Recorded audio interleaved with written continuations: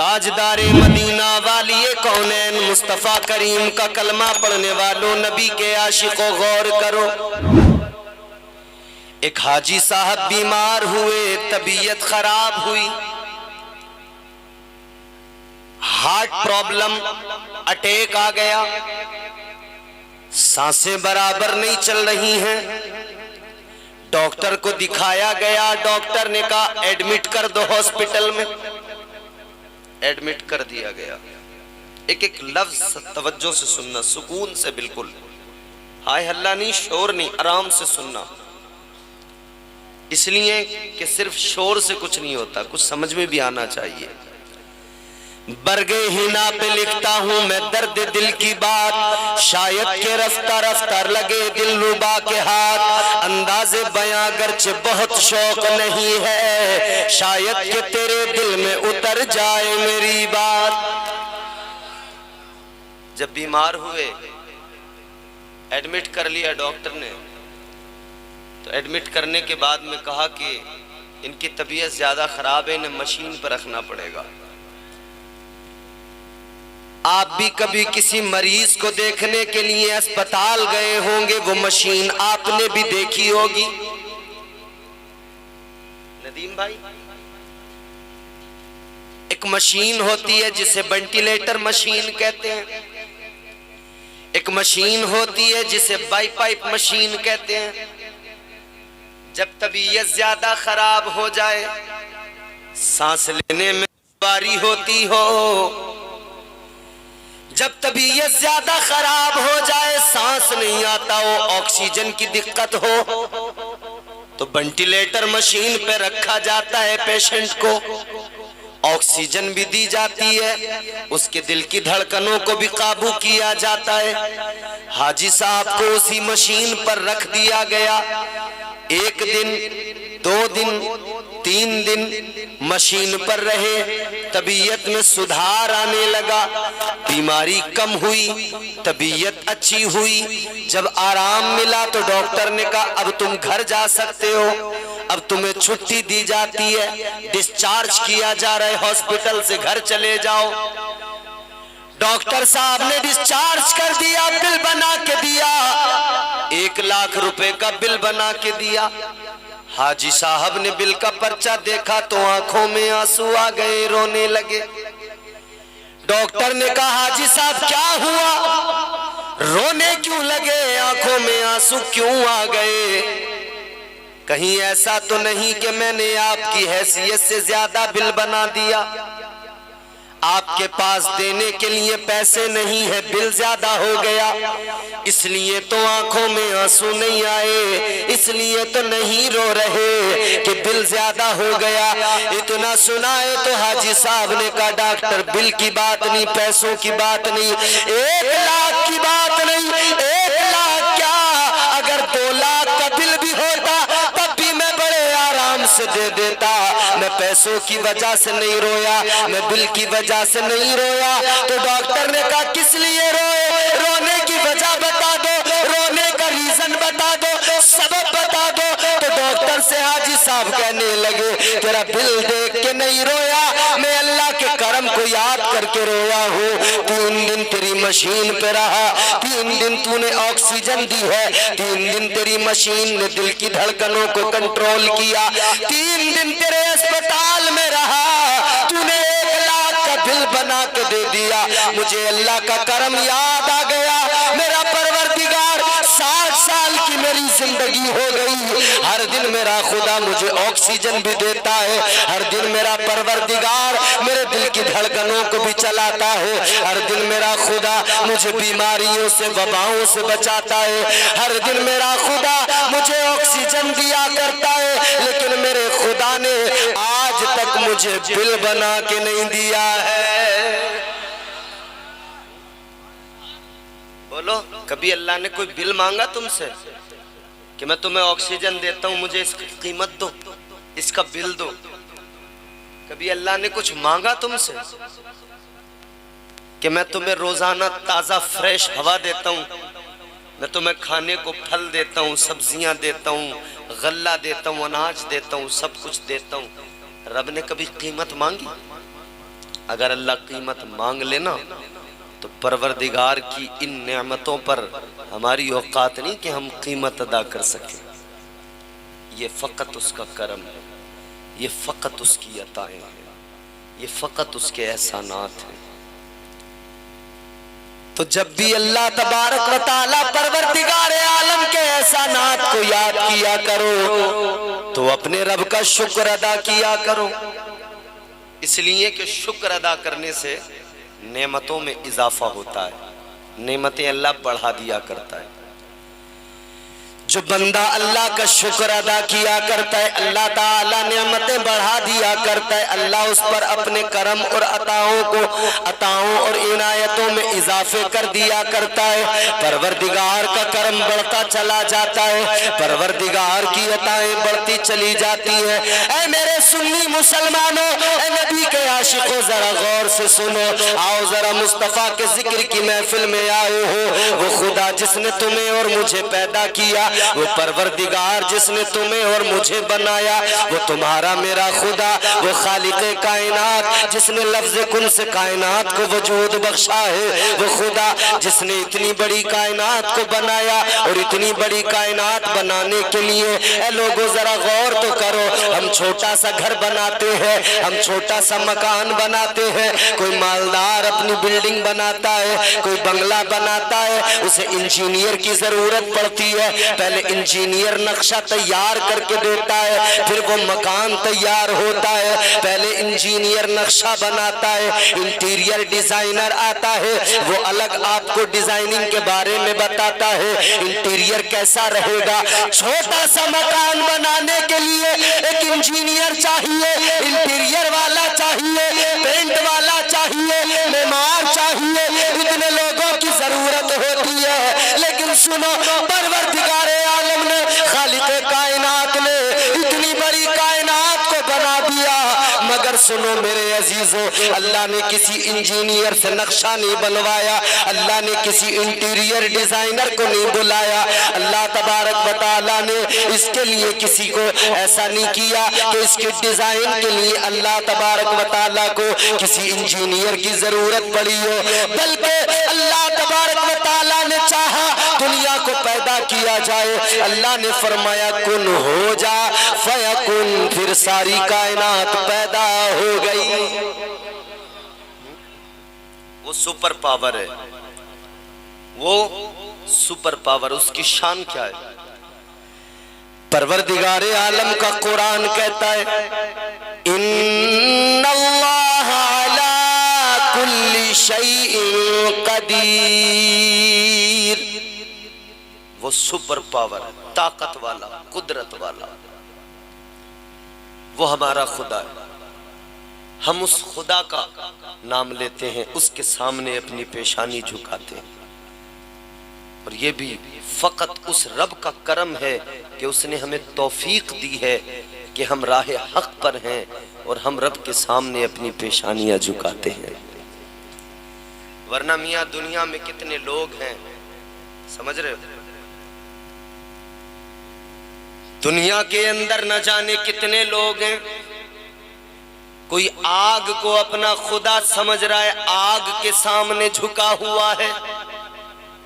کوئی پتھروں کو اپنا معبود مان کر ان کے سامنے سر جھکائے ہوئے کھڑا ہے. کوئی دریاؤں کو، پانی کو، بہتے پانی کی موجوں کو خدا مان بیٹھا، اس کے سامنے سر جھکا دیا. خدا کی تلاش میں لوگ نکلے، کسی نے دریاؤں کے آگے سر جھکایا، کسی نے پتھروں کے آگے سر جھکایا. خدا کو ڈھونڈنے چلے لوگ لیکن خدا نہ مل سکا. کسی نے خدا مان لیا پتھروں کو، کسی نے پیڑوں کو، درختوں کو خدا مان لیا. اس رب کا احسان مانو کہ اس پروردگار عالم نے تمہیں اور مجھے گمراہوں کے درمیان نہیں رکھا، اللہ نے کفر میں مبتلا نہیں رکھا. یہ اللہ کا احسان نہیں تو کیا ہے، یہ اس رب کا کرم نہیں تو کیا ہے کہ اس پروردگار نے آپ کو اور مجھے صاحب ایمان بنایا ہے. ایمان کی دولت اللہ نے عطا فرمائی ہے، اللہ نے مومن بنا دیا۔ اے لوگو، اللہ نے مومن بنایا تو شان بھی کتنی بلند کی، اور مجھے اور آپ کو اور زیادہ خوش ہونا چاہیے۔ مومن بنانے کے ساتھ میں اللہ تعالیٰ نے یہ بھی کرم کیا کہ مجھے اور آپ کو اپنے پیارے محبوب کا امتی بنا دیا ہے، تاجدار مدینہ کا غلام بنا دیا ہے۔ اے لوگو، ہم اپنی قسمتوں پہ جتنا ناز کرے کم ہے، اس لیے کہ جب ہم پیدا ہوئے ہمارے کان میں اذان پڑی گئی، ہمیں بتا دیا گیا اشہد ان محمد رسول اللہ، ہمارے کان میں پڑھ کر بتا دیا گیا، او پیدا ہونے والے، او دنیا میں آنے والے، خوش ہو جا کہ تم مصطفیٰ کا غلام بن کے آیا ہے۔ یہ اس کا کرم نہیں تو کیا ہے؟ یاد کرو رب کے احسانات، اس کے کرم کو یاد کرو۔ میری تمہاری انسان کی اوقات کیا تھی؟ یہ فقط پروردگار عالم کا کرم ہے، خالق کائنات کا کرم ہے کہ ہم دنیا میں موجود ہیں۔ اچھا، انسان اگر اپنی حقیقت کو دیکھے، کیا حقیقت ہے انسان کی؟ اللہ عزت نہ دیتا تو انسان کی اوقات کیا؟ اللہ نے عزت دی ہے۔ حقیقت یہ ہے انسان کی میرے عزیزو، اچھا، انسان کے وجود کو اللہ نے دو چیزوں سے آراستہ کیا۔ کتنی چیزوں سے؟ دو چیزوں سے۔ ایک یہ جسم ہے، ایک روح ہے، دو چیزیں ہیں۔ جسم کیا ہے؟ یہ جسم مٹی سے بنا ہے، ایک دن مٹی میں مل جاتا ہے۔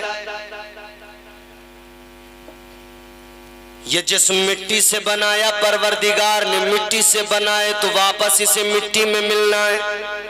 اسی لیے تو اللہ نے قرآن میں فرمایا نا، پروردگار عالم نے فرمایا منہا خلقناکم وفیہا نعیدکم ومنہا نخرجکم تارۃ اخری۔ اللہ نے کیا فرمایا؟ پروردگار عالم نے فرمایا یہ جو جسم ہے نا مٹی ہے، فرمایا انسان تجھے ہم نے مٹی سے بنایا، وَفِيهَا نُعِيدُكُمْ، پھر واپس تجھے مٹی میں ملا دیا جائے گا، وَمِنْهَا نُخْرِجُكُمْ تَارَةً أُخْرَى، پھر وہ دن بھی آئے گا کہ اسی مٹی سے تجھے دوبارہ پھر اٹھایا جائے گا۔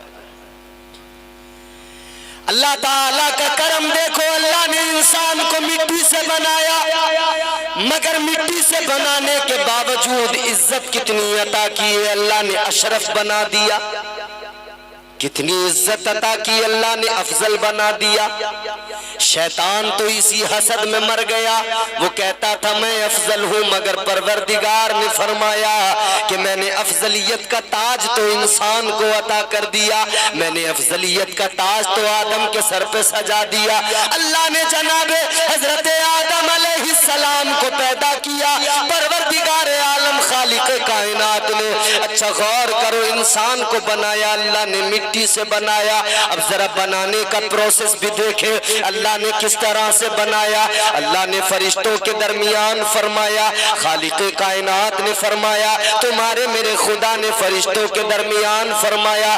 اللہ تبارک و تعالیٰ نے فرمایا قرآن پڑھو میرے عزیزو، قرآن بتاتا ہے، قرآن سنا کرو، قرآن کو سمجھا کرو، قرآن کو پڑھا کرو۔ اس لیے نہیں پڑھتے قرآن کو، آج تو ہمارا حال یہ، سال میں ایک مرتبہ جب رمضان آ گیا ہم نے طاقوں سے قرآن کو اٹھا لیا، ہم نے ایک مرتبہ سال میں قرآن کی تلاوت کی، ہم نے سمجھا بس کام ہو گیا، قرآن کی تلاوت کا حق ادا ہو گیا، اس کے بعد میں پھر قرآن کو طاقوں میں رکھ دیا۔ نہیں میرے پیارے، سال میں ایک مرتبہ پڑھنے کے لیے قرآن مجید نہیں دیا اللہ نے، یہ تو دستور حیات ہے، یہ تو آئین زندگی ہے، یہ تو نظام خدا ہے جو اللہ نے عطا فرمایا ہے۔ اے لوگوں غور کرو، پروردگار عالم نے قرآن مجید عطا کیا۔ اب اللہ نے قرآن میں انسان کے پیدا کرنے، اس کی تخلیق کے پروسیس کو بیان کیا۔ اللہ تعالیٰ نے کتنی عزت دی ہے، لوگوں غور کرو۔ پروردگار عالم نے فرشتوں کے درمیان فرمایا، اللہ نے اعلان کیا وَإِذْ قَالَ رَبُّكَ وَإِذْ قُلْنَا لِلْمَلَائِكَةِ اسْجُدُوا لِآدَمَ فَسَجَدُوا وَإِذْ قُلْنَا لِلْمَلَائِكَةِ اسْجُدُوا لِآدَمَ۔ اللہ نے جب پیدا کر دیا نا تو پھر فرشتوں کو سجدے کا حکم دیا۔ یہ عزت دی اللہ نے انسان کو، اور پیدا کرنے سے پہلے کیا فرمایا؟ وَإِذْ قَالَ رَبُّكَ لِلْمَلَائِكَةِ إِنِّي جَاعِلٌ فِي الْأَرْضِ خَلِيفَةً۔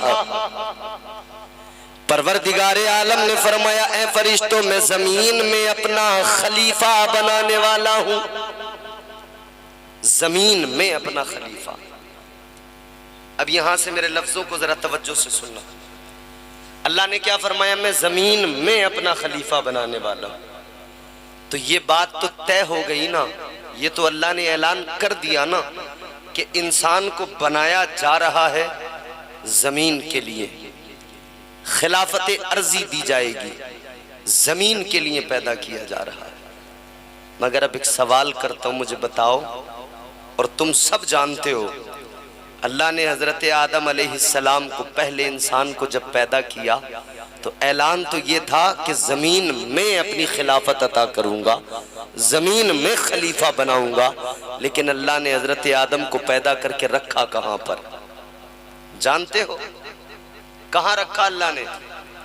جنت میں رکھا۔ کہاں؟ ارے بولو۔ حضرت آدم علیہ السلام کو اللہ نے پیدا کیا تو کہاں رکھا؟ زور سے بولو۔ جنت میں۔ جسے جنت میں جانا ہو نا، وہ جنت کا تصور کرے۔ پھر سنیں، اللہ نے جنت میں رکھا۔ یہ علماء بیٹھے ہیں، آپ کو بتائیں گے، تصدیق کریں گے۔ ہمارے محترم مداح خیل الانام ندیم رضا فیضی صاحب، آپ نے ان سے بھی کلام سنے، بہت عمدہ آواز، بہت عمدہ انداز، آپ مچل رہے تھے، اچھل رہے تھے، خوش ہو رہے تھے۔ واقعی نعت مصطفیٰ سن کر عاشقوں کا کلیجہ ٹھنڈا ہوتا ہے، دل کو سکون ملتا ہے۔ بالکل یہ سچی بات ہے۔ تو ان کا انداز، ان کا آپ نے لب و لہجہ سماعت کیا ہے۔ اب ذرا یہ دو چار باتیں میری بھی آپ توجہ سے سنیں۔ حضرت آدم علیہ السلام کو اللہ نے پیدا کیا تو کہاں رکھا؟ جنت میں۔ اگر ہم عالم خیال میں سوال کریں، پروردگار تو نے حضرت آدم علیہ السلام کو پیدا کرنے سے پہلے اعلان کر دیا تھا آدم کو بنا رہا ہوں، انسان کو بنا رہا ہوں، زمین میں خلافت عطا کروں گا، تو مولا زمین پر ہی بھیج دیتا، تو نے آدم کو جنت میں کیوں رکھا؟ بات سمجھ رہے ہیں آپ؟ اے بھیا ادھر دیکھو میری طرف سامنے، ذرا زور سے بولو سبحان اللہ۔ نبی کا ذکر سن رہے ہو نا، حضور کے ذکر کی محفل ہے نا، تو ذرا پیار سے مسکرا کے بولو سبحان اللہ۔ یار لاجواب نبی کی لاجواب امت،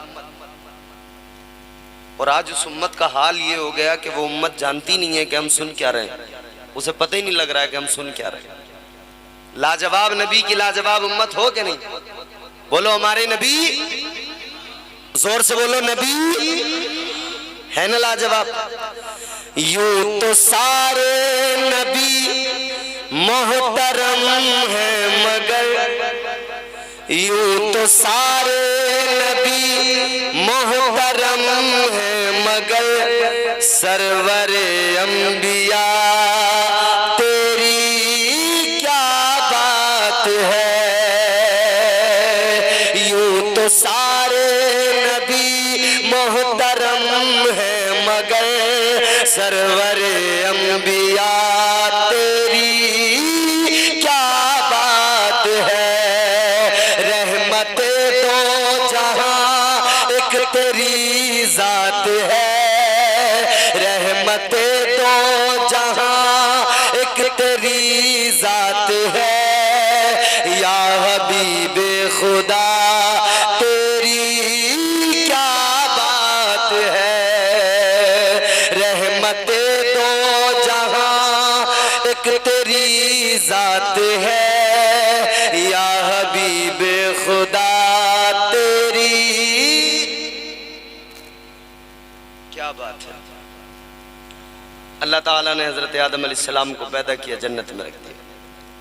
اب سوال کریں عالم خیال میں، اے مولا تو نے آدم کو پیدا کیا تو زمین پر ہی بھیج دیتا، جنت میں کیوں رکھا؟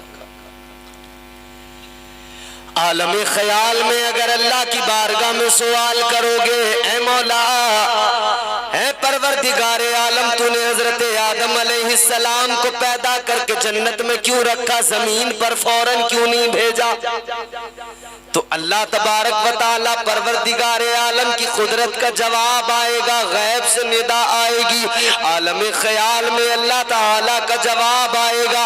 اللہ تبارک و تعالیٰ فرمائے گا، میرے بندے سنو سنو، یہ بات تو سچ ہے، میں نے آدم کو پیدا کیا، زمین کے لیے زمین کی خلافت عطا کی، یہ بات تو سچ ہے، آدم کو زمین پر رہنا تھا، لیکن میں نے پہلے آدم کو جنت میں رکھا۔ غور کرو میرے عزیزو، اللہ تعالیٰ نے حضرت آدم کو جنت میں رکھ کر انسان کو مزاج دیا، انسان کو مزاج دیا۔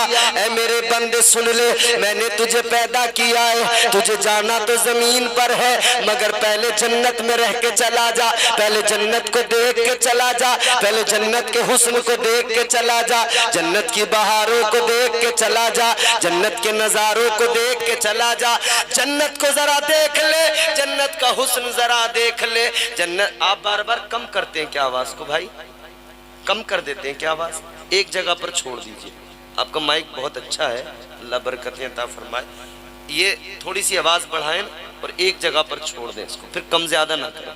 ہاں ہلو، یہیں رہنے دینا بھائی، ذرا زور سے بولیں سبحان اللہ۔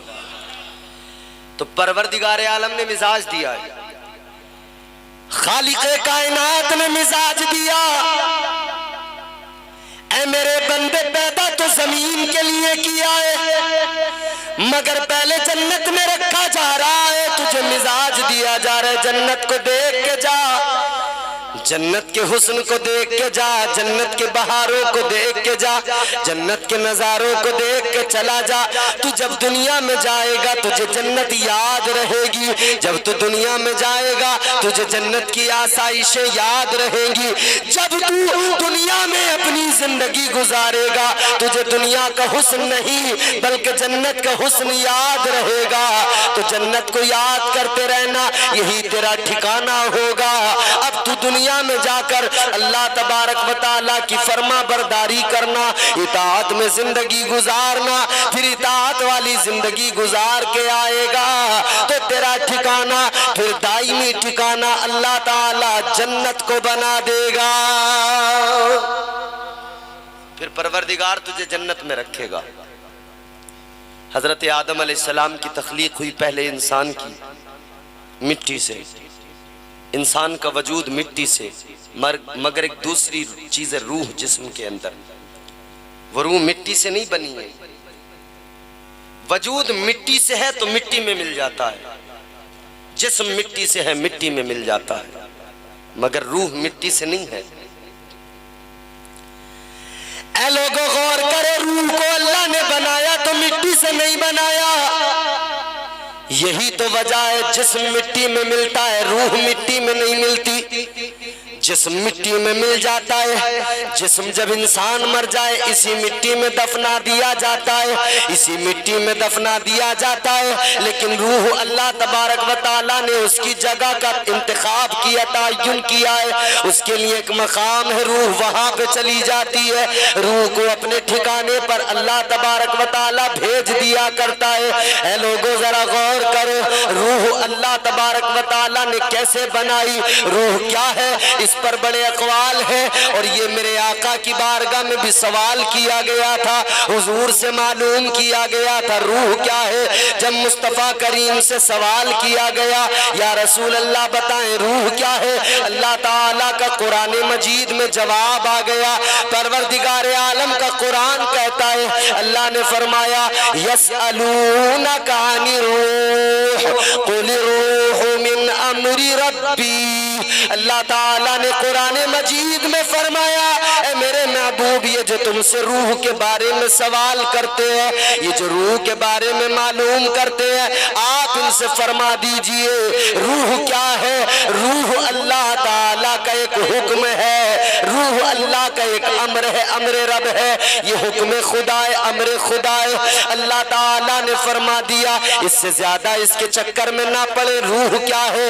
اللہ نے بہرحال روح کو بنایا ہے، جسم کو بنایا ہے، اور جسم کی اور روح کی لڑائی رہتی ہے۔ روح ایک الگ پیغام دیتی ہے، اور جسم انسان کا چونکہ مٹی سے بنا ہے یہ ایک الگ پیغام دیتا ہے۔ جسم کی اور روح کی دونوں کی، ان دونوں کا اختلاف ہوتا ہے، لیکن لوگوں اب انسان کس کی بات کو تسلیم کرے؟ جسم کی بات کو تسلیم کرے یا روح کی بات کو تسلیم کرے؟ کچھ کام ایسے ہیں انسان کا جسم کہتا ہے اس کام کو کر لے، تیرے جسم کو سکون ملے گا۔ جس طرح سے آپ رات کو آرام کرتے ہیں، رات کو سوتے ہیں تو جسم کہتا ہے سو جا آرام ملے گا، جسم کہتا ہے بستر پہ لیٹ جا، جسم کہتا ہے آرام کی ضرورت ہے، جسم تھک جاتا ہے اسے آرام کی ضرورت ہوتی ہے۔ مگر روح بھی ایک جسم کے اندر ہے، روح بندے سے کہتی ہے سونا تو ہے مگر خبردار ایسے ہی نہیں سو جانا، جسم کا آرام دیکھنا، لیکن جسم کے آرام کے ساتھ ساتھ روح کی تسکین کا بھی خیال کرنا، روح کے آرام کے بارے میں بھی سوچنا۔ اگر ایسے ہی سو گیا جسم کو آرام تو مل سکتا ہے، روح کو آرام نہیں ملے گا، تو روح کہتی ہے ایسے ہی نہیں سو جانا، بلکہ سونے سے پہلے اپنے پروردگار کی بارگاہ میں سر جھکانا، سجدے کرنا، نماز عشاء کو ادا کر کے سونا، پھر تیرے جسم کو بھی آرام ملے گا، اور سجدہ کرے گا تو روح کو بھی آرام مل جائے گا۔ تو جسم کے آرام کے ساتھ روح کا آرام بھی ضروری ہے، روح کی تسکین بھی ضروری ہے۔ روح کا سکون کیسے ملتا ہے؟ اللہ تبارک و تعالیٰ نے فرمایا ہم نے رات کو آرام کے لیے بنایا، سکون کے لیے بنایا۔ رات کو بندہ سوتا ہے سکون ملتا ہے۔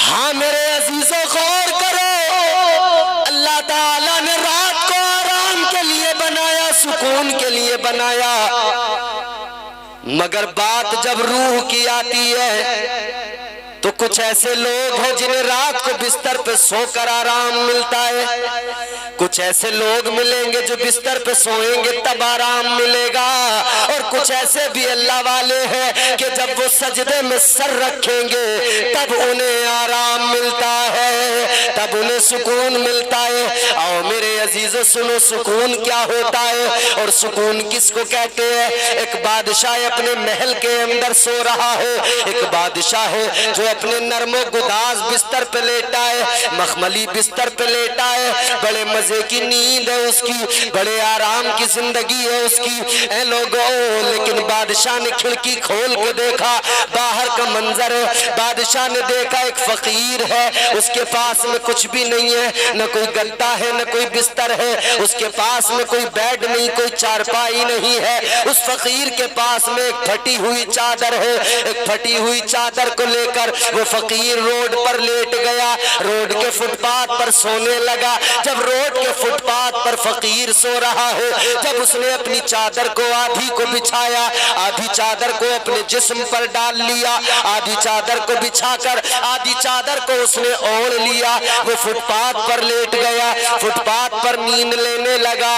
بادشاہ دیکھ کے سوچنے لگا ایک میری زندگی ہے، میں محلوں کے اندر نرم و گداز بستر پہ سوتا ہوں، ہوں، میرے ارد گرد خادم ہوا کرتے ہیں، ایک اس کی زندگی ہے فقیر کی کہ اس کے پاس میں بستر تک نہیں ہے، اس کے پاس میں نہ کوئی بیڈ ہے، نہ کمبل، نہ تکیہ ہے، ایک پھٹی چادر ہے، اسی کو آدھی کو بچھا رہا ہے اور اسی کو آدھی کو جسم پہ اوڑھ رہا ہے۔ اے لوگوں، رات تو گزر گئی، اب صبح کا اجالا پھیلا، صبح کی سفیدی نمودار ہو گئی، صبح کا اجالا ہوا، بادشاہ نے کہا محل کو سجاؤ ذرا اور فقیر کو باہر سے بلاؤ۔